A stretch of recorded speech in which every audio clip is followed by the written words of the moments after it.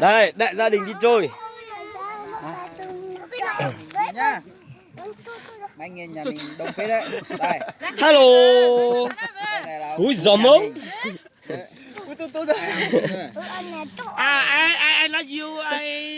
Ai là mông? Mông in Việt Nam. Mông in Việt Nam ai mà in lập tờ. Ni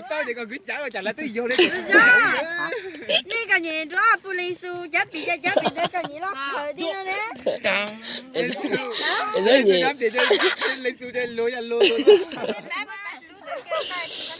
Tao mày biết tiếng Anh phết đấy.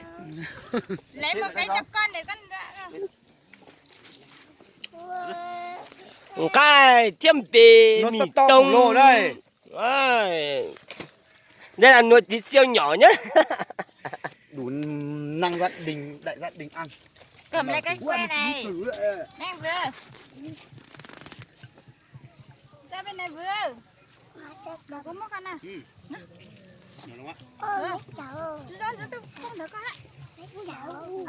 Lấy kiểu đi.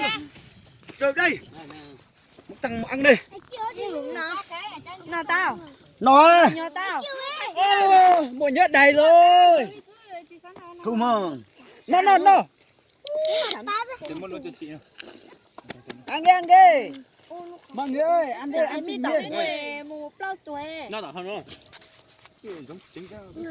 Đây. Ăn lông của lông. Đây, thì đây. Còn khi được con gái. Bỏ ai lon nước. À.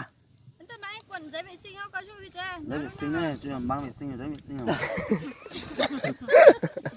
Nó mà biết nọ ta. Biết nọ anh chị tiền trâu vậy. Em ơi đi lấy ba vệ sinh cho mấy ba. Có hai lẽ chứ.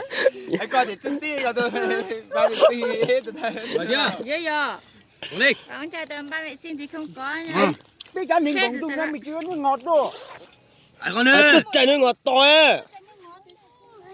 Nóng quá. Cái gì hộp tăng. Mẹ biết không biết à?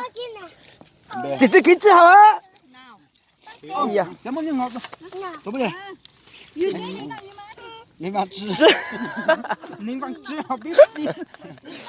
Giống là con chỉ là chưa không biết hát. À mà chưa làm biết. Có làm chết rồi mà. Đây.